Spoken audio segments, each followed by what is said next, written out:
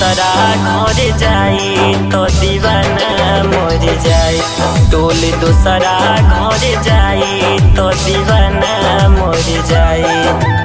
अब तो शादी के दिन हमरा गोइल बानी राई।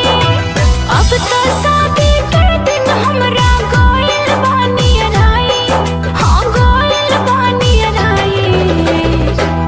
डोली दोसरा घर जाई तो दीवाना मर जाई। डोली दोसरा घर जाई तो दीवाना मर जाई।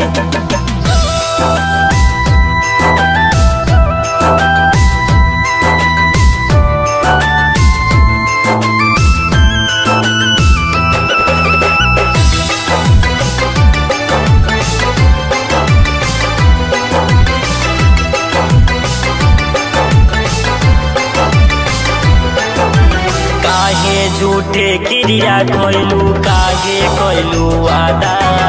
भूल कैसे बदलल गोरी आज तोहार इरादा। तोहरा से हमको बहु जानू होखती नहीं दूर हो। बाकी का बताई हम पानी मजबूर हो। मिलहो नहीं आई पहरा दिले रोजे माई। मिलहो नहीं आई पहरा दिले रोजे माई। हाँ दिले रोजे माई। डोली दोसरा घर जाई तो दीवाना मर जाई। डोली दोसरा घर जाई तो दीवाना मर जाई।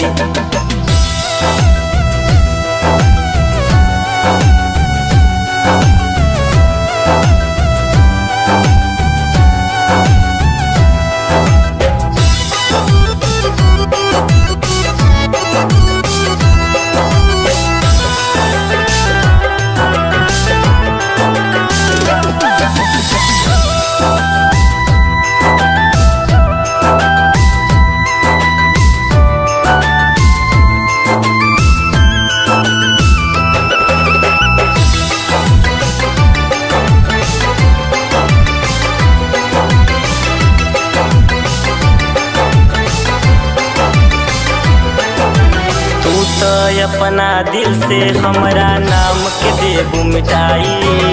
दूसरे की तू नाम के मेहदी लेबू हाथ रचाई। सूरज हमका कोरी देता हमरा के बताई। माई बाबू के बतिया हम कैसे के ठुकराई। सोचा संजय सोनहरी जब होई जग हसाई। सोचा संजय सोनहरी जब होई जग हसाई। अरे होई जग हसाई। डोली दोसरा घर जाई तो दीवाना मर जाई। डोली दोसरा घर जाई तो दीवाना मर जाई। अब तो शादी के दिन हमरा गोइल बानी राई। अब तो शादी के दिन हमरा गोइल बानी राई। हाँ गोइल बानी राई। डोली दोसरा घर जाई तो दीवाना मर जाई। डोली दोसरा घर जाई तो दीवाना